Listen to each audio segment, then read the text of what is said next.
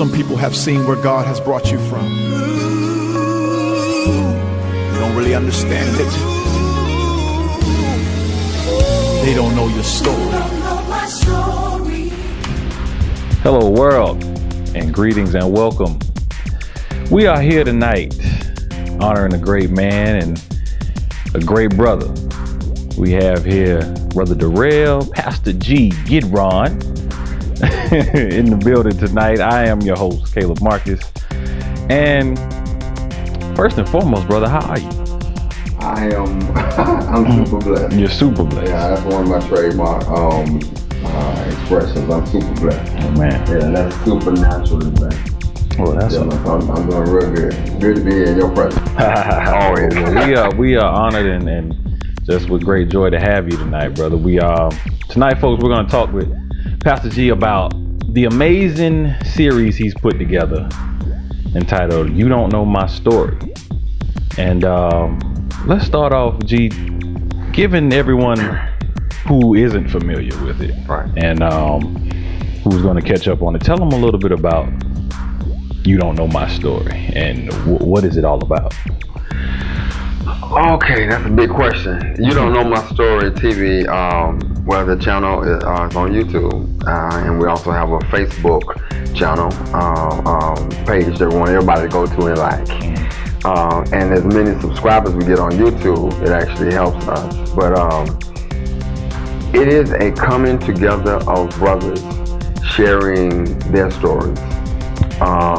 So many different times I've been in men group, either at Bible Way, my home church in Columbia, South Carolina, at New Birth, or First Baptist, and just sitting around men talking and sharing. There's this vulnerability, there's this openness that occurs, that doesn't occur, when women and children sometimes are around. Right. And then from that, I just am talking to guys, brothers, all the time. And, they're telling me, gee, I feel comfortable talking to you about this, or calling me, and I'm always making myself available, and I realize that God's called me to be an encourager. And as much as I talk, I like to also listen, and I think that I try to do that pretty well, and many people say that I've given them some good advice, but I try to make sure that it's all godly and I'm hearing from God while I'm hearing them. Well, after all of this, from the men group, from talking to people, brothers on the phone, and then meeting up with them, sometimes I'll be talking to somebody, I'm like, I know somebody else who need to hear this, but that's not always possible, and I know that as many testimonies I have, all of my testimonies are not necessarily the testimony for what someone is dealing with directly. Yeah, making it through, breakthrough, yes, but that specific thing. And so in all of my encounters, I'm running across brothers who got testimonies that can help somebody else over here, So years ago, the Lord led me to write a book, compile testimonies together. The book is entitled "To God Be the Glory." Published and distributed in South Carolina. Congratulations, brother. Thank you.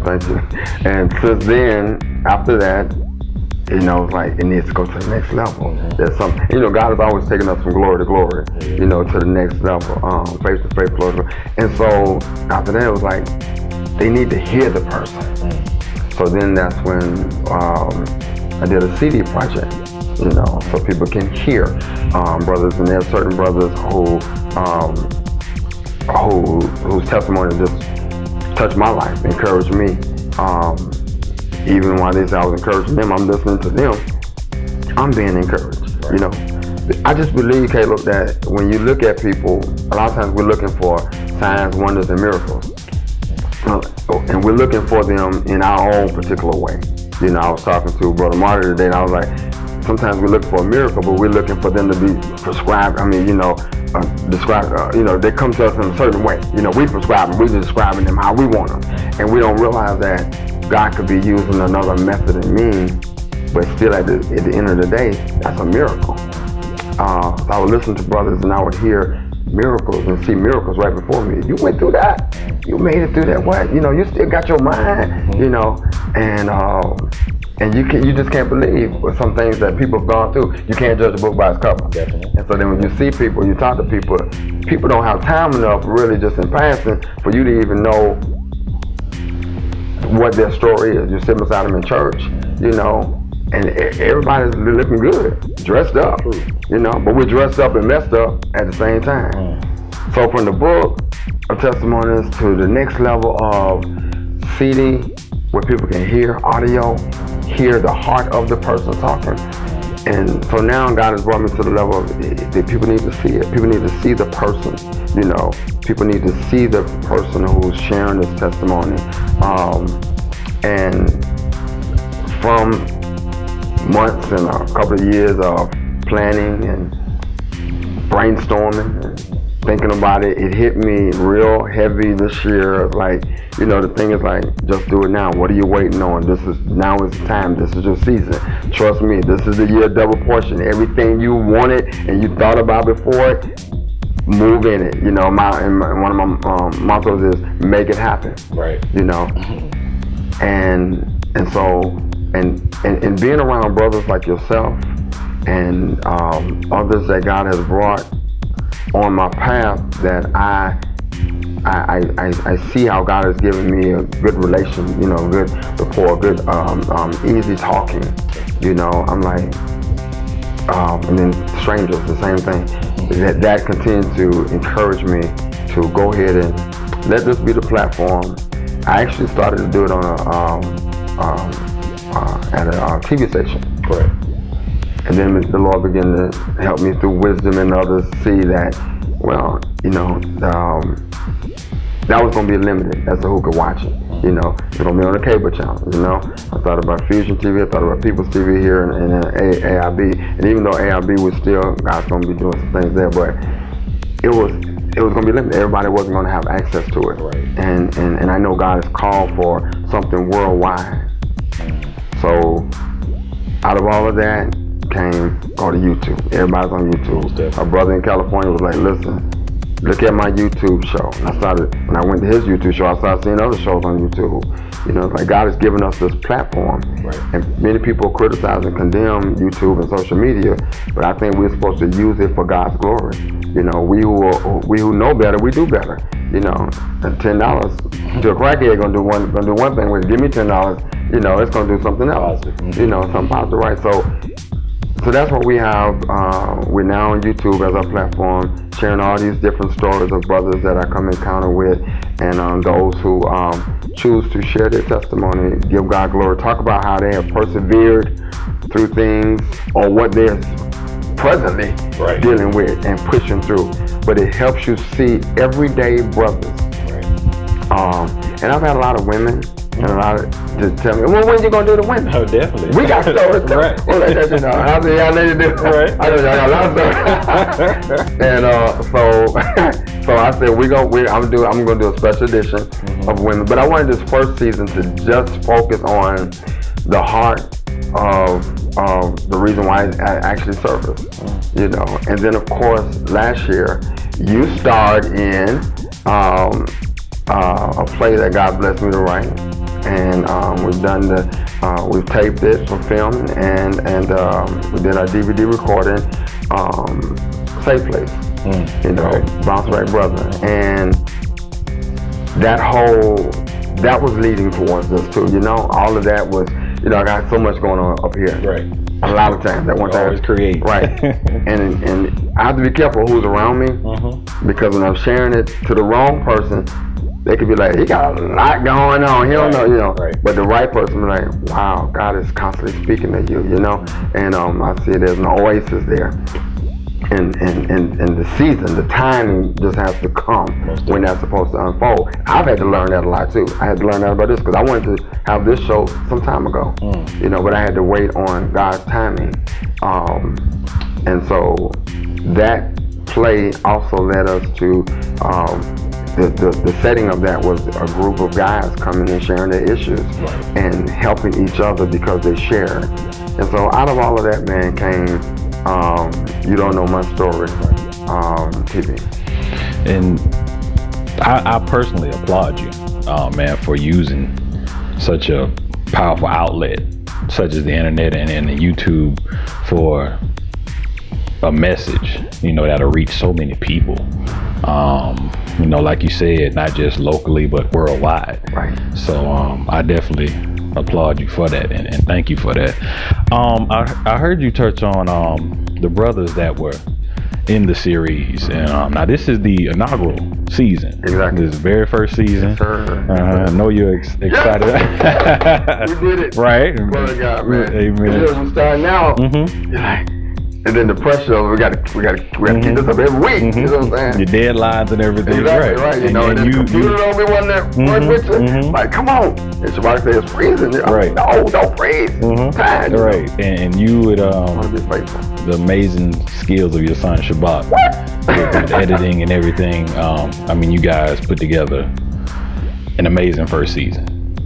You guys kicked the door in. Let's go. How? I know it's not about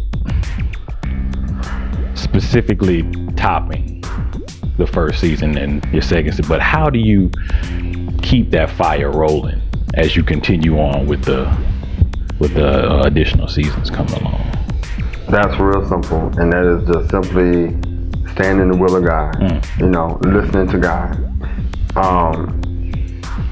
The other night we were at the bus stop, about to come. My son and I, my ace boom cone, who helped with make. Yes, sir. Without him, this would not be as easily possible. I agree. As it is, and so we were at the bus stop, and there was this guy who came by. The guy, it's dark now, so I'm on my P's and Q's a little extra, watching as well as praying, And so, but he comes by, and he's doing his harmonica. He got his harmonica in his hand, and there's some people around us, and he said, "Y'all look like y'all kind of bored. Y'all look like y'all bored waiting on the bus." And I said, "Well." He might not talking to myself. I said, "This brother needs to keep on going. He needs to keep on." So then he stopped right in front of me. I'm like, "Am I magnet this brother here?" And so Lord said, "Just chill, be quiet for a second, And so then he began to start playing the harmonica. And somehow I was like, I said, "I know that song. He's good. I recognize that song." And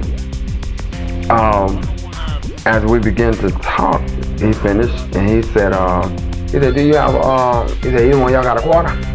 Either one of y'all got a quarter?" I was waiting on that, all of that. And but because I just got impressed by his gift, I heard, "Give him more than he asked for," but I had to ask him something first. So I said, "You asked me for a quarter, I said, I want to ask you a question." I said, "Do you know the Lord?" And because that's my whole new thing, is that whenever I'm going to give somebody money, I used to tell them, "Well, bless the Lord, no, God did it." But I need to use that moment. They were bold enough, and we as believers need to be bold enough to make sure that we imprint God in their life at that moment, give them a word with that money sometimes. With that's an opportunity. They're vulnerable to us because they want the money, so their ears and everything are vulnerable to us. So I'm like, I said, "What is it?" I said, "Do you know the Lord?" He said, "Look at me, son."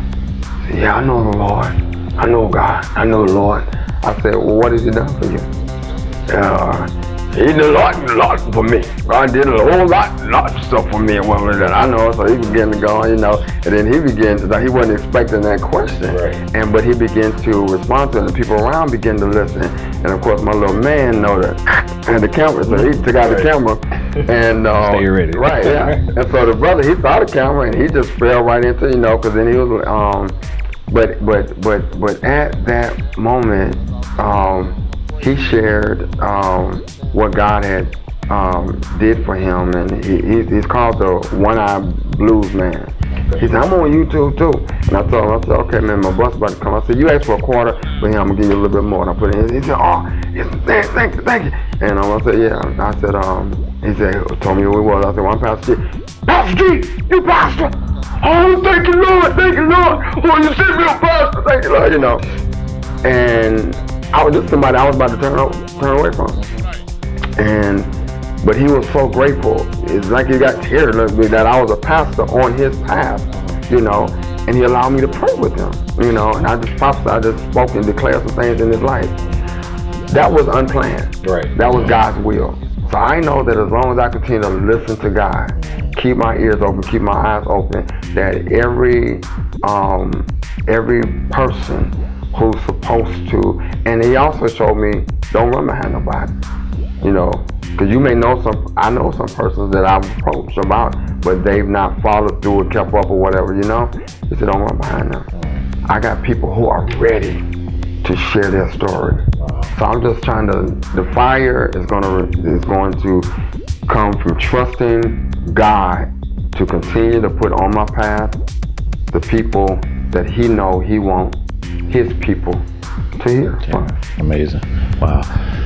Putting together, any TV series is hard work, man. And whether you're doing a YouTube channel or some nationally syndicated show, you experience a lot. Tell the people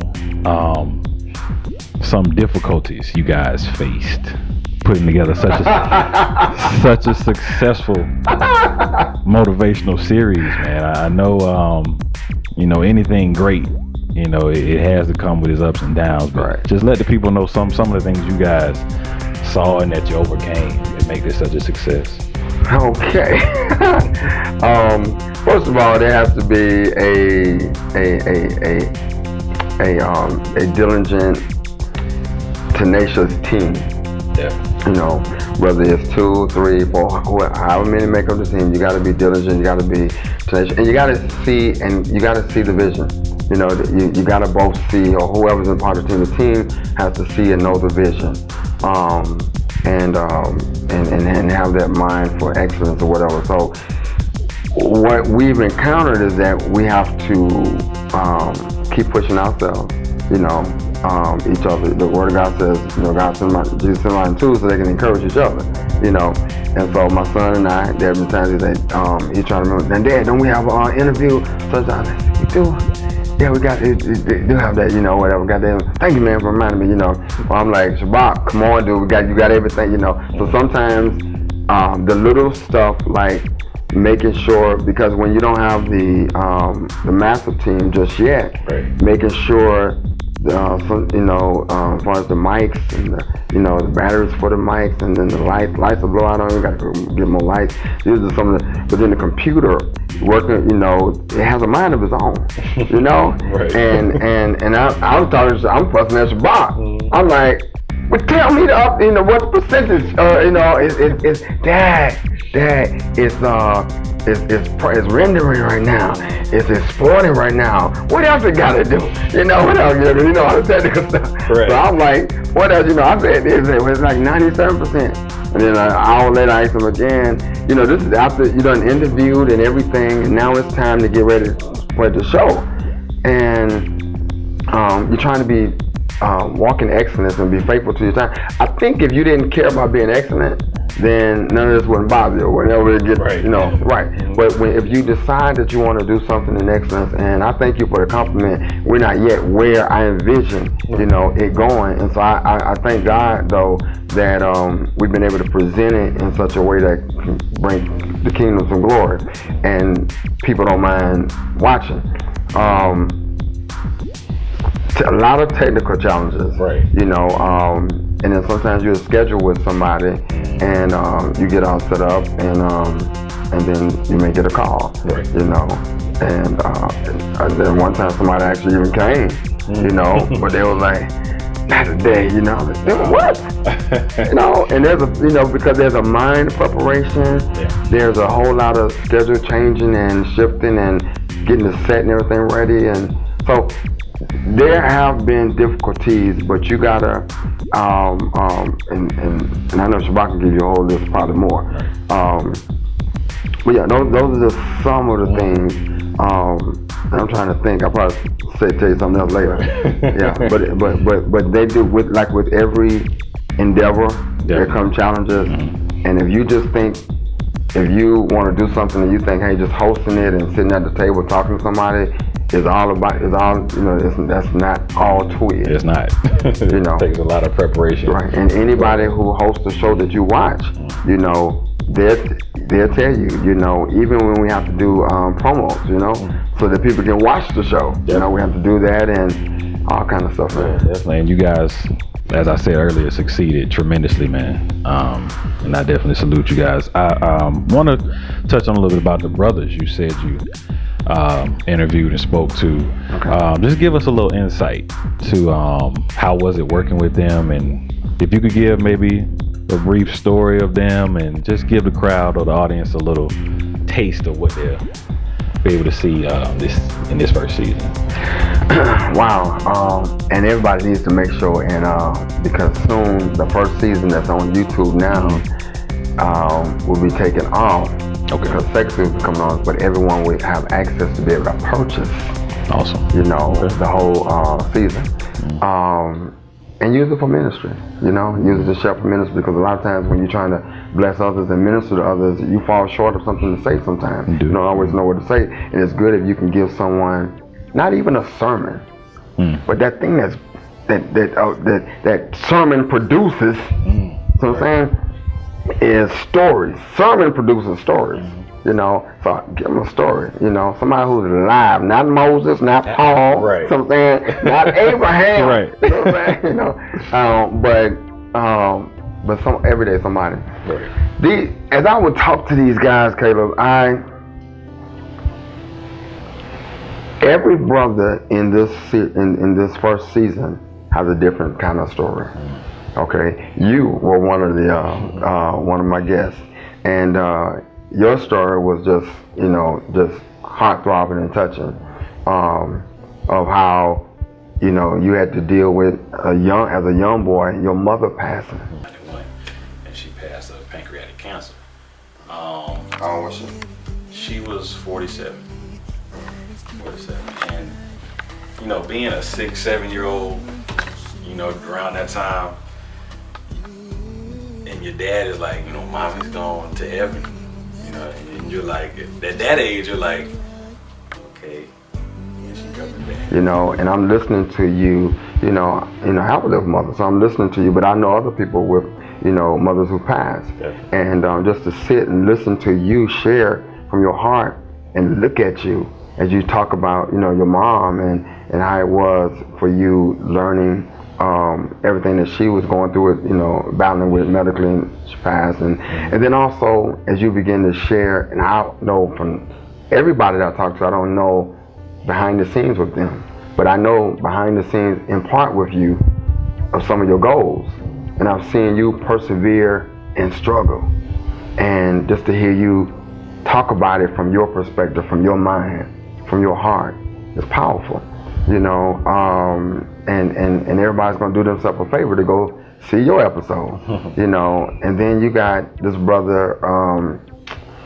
I mean, stories range from one kind to another kind, but there's a story named brother named Reggie.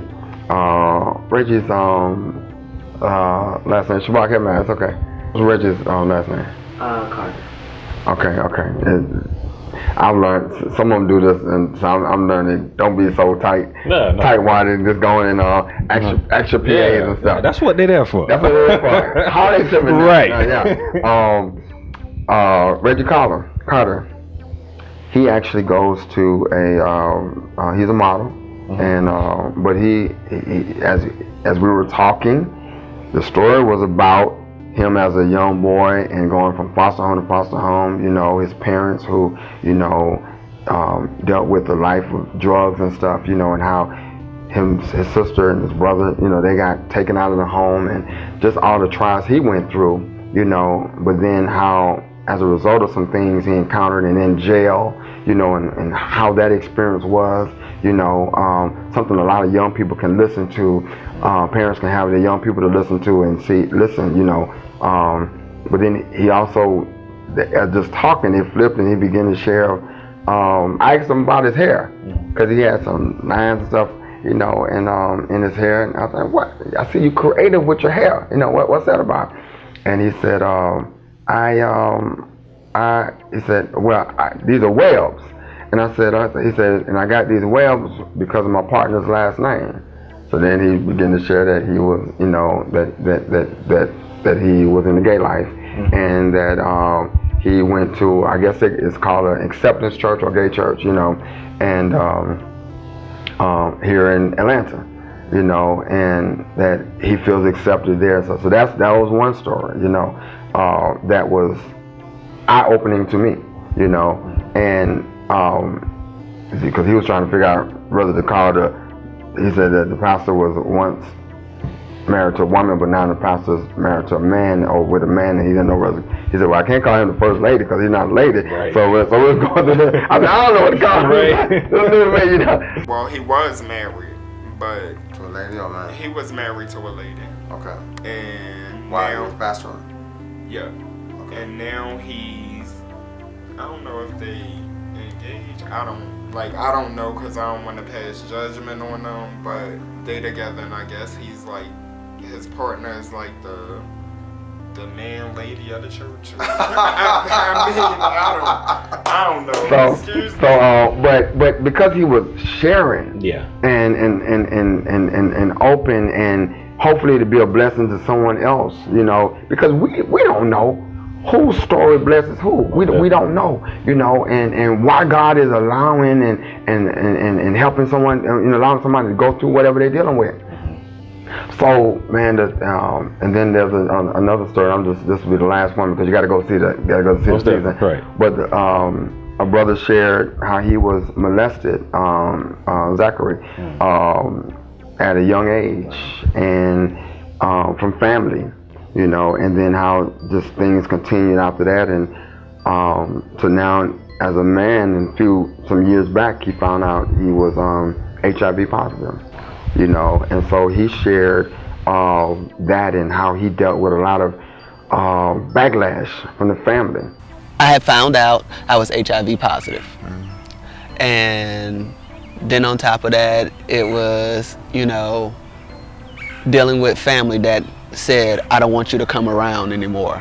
You know, because of that. But of course, God has, you know, blessed him and kept him, and he's now preaching and, you know, ministering, was back then, and he's an apostle, you know. And so these stories on different levels show you brothers from in the church and some not in the church, you know.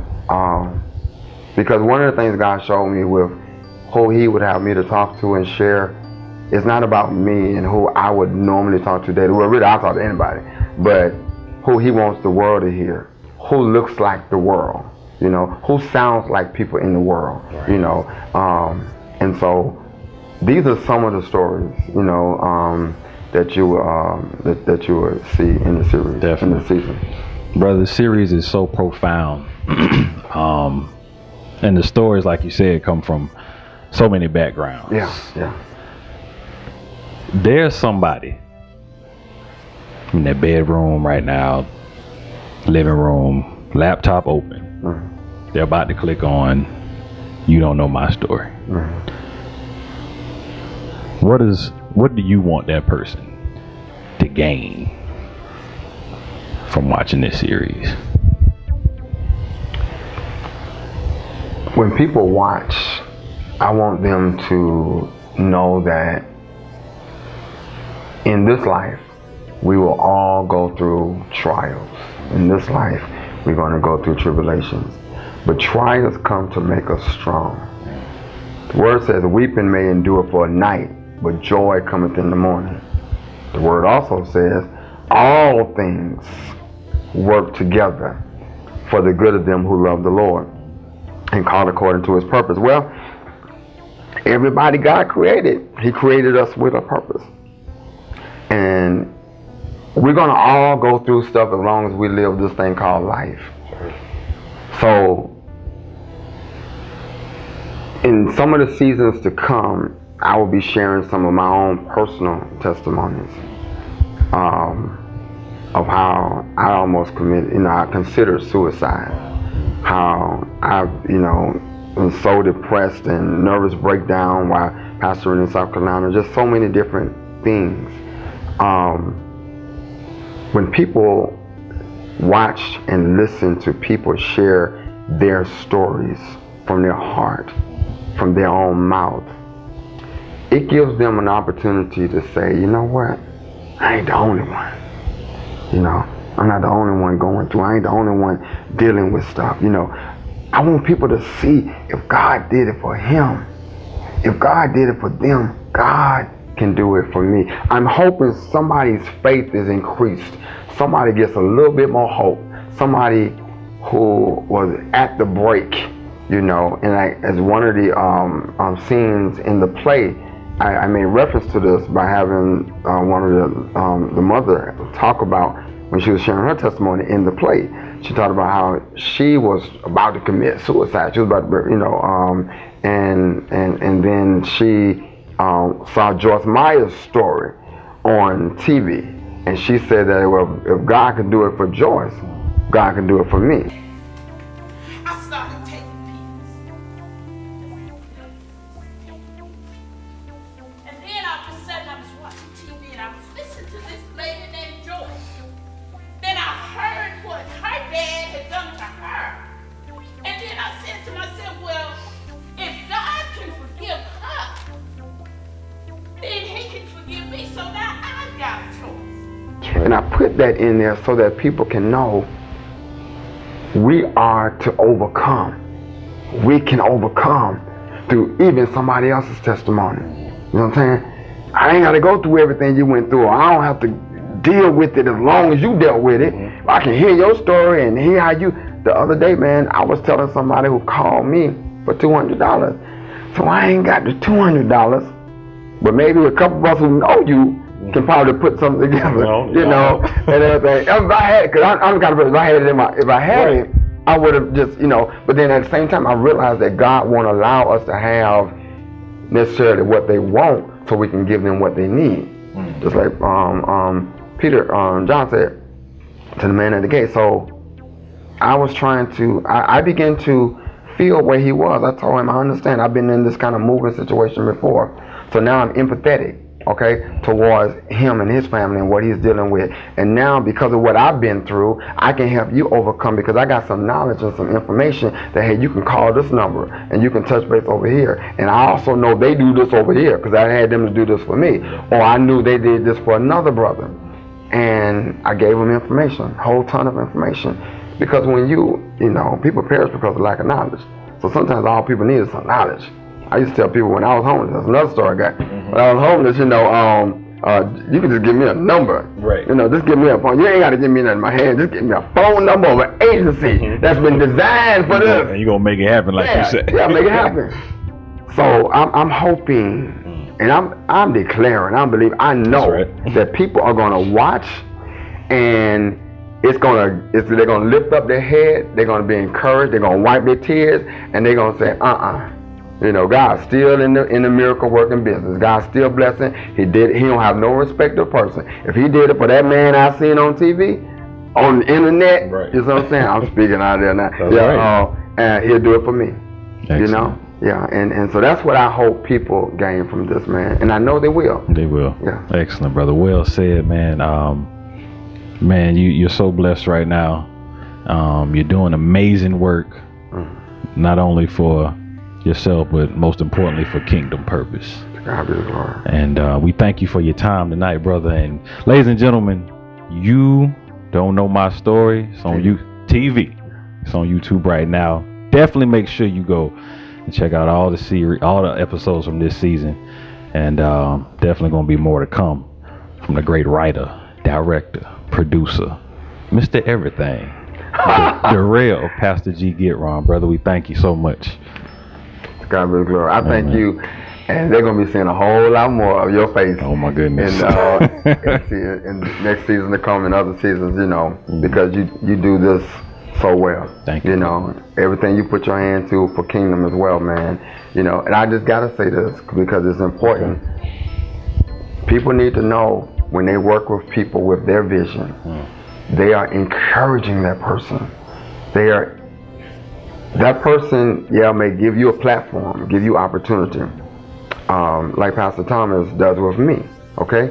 But then he's constantly telling me how I encourage him, how I bless him, you know, because I'm helping him fulfill his godly assignment, you know, while at the same time, because of the platform, he's helping me feel my godly assignment. Iron sharpening iron. Right. And so, as you work with me, and I call you faithful because you are, you know, and whoever come and go, Caleb is like, is rooted, you know, you're like that tree in Psalms 1, you know, and so those things show you God has even greater, you know, purpose. But I need you to know, as well as those others who have been a blessing in such a close way, that your life, your light, your faithfulness, your support, and everyone who will go subscribe and who support it any way you do, know that you encourage me. You encourage me to keep doing what God has said do. You encourage me when some of the frustrations come up, you know, because I know there are other people depending on me. They're believing in me, you know, and so our support to others, our prayers, all those things. But we have to go our efforts, because we got to go beyond prayer. We got to start going beyond just praying, right. You know. But our efforts, it actually bless and encourage me, and I thank you for that. And I thank everyone else who I get teary sometimes, man, when I just thank God for the people, because you got a list of people who don't do, who ain't doing whatever that, you know. God said, put that list away. That's the trash list. Focus on the thank you list. Right. Right. You know what I'm saying? The thank you list. Thank you for Caleb. Thank you for my, you know, thank you for this good, the thank you list, you know. And God will have 2 people on that thank you list sometimes that'll do twice as much as a list of 10 people who didn't. And I thank you, and to God be the glory for your life, and he will continuously bless you bountifully for that. So how does that say that? Well, brother, I personally thank you myself, and I know I speak on behalf of all the brothers that work with you this season. Thank you as well. Ladies and gentlemen, Pastor Darrell, Gidron. You don't know my story, TV. We'll see you next time. God bless. Amen, amen, amen. What? This dude is super. Superstar. Caleb, man, what? Oh, man. Dude, natural. Bruh, I am so serious. And let me tell you another thing. Say what now? You go to school for nothing. This ain't school, hell. That's not school. Thank God for school. That was school. But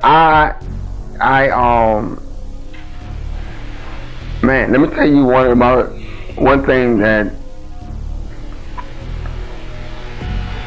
and me and Pastor Thomas had this talk. When you have people, capable people, and diligent, faithful, and you know, you're constantly trying to hear from God to make sure you are actually, I told you this before, you know, how you make it hard sometimes, how to actually, and Moses dealt with this as far as, you know, understanding how to delegate, but place people properly so that, and I told somebody this the other day when I moved them from something that they were doing to another position. I said, God showed me, I said, I've been watching you, you are better over here. I said, you do this over here without thinking. It comes natural to you. I said, with this, you know, it ain't coming natural to you, you know what, you know, and I said, but I said, that's all right, because the good thing is this does, you know, and so there's a challenge of, and then I'm the kind of person who, I can't, wherever I am, with my fraternity brothers in the church, organizations, I'm like, listen, use me. You know what I'm saying? And don't be using me mediocrely. You know what I'm talking about? Use everything that's in me, you know, and so, or I gotta go somewhere else where I'm gonna be used, you know. And so what happens is that then you start saying, okay, Lord, help me to know how to, you don't want to stress that person out, but then you don't want to not use that person enough.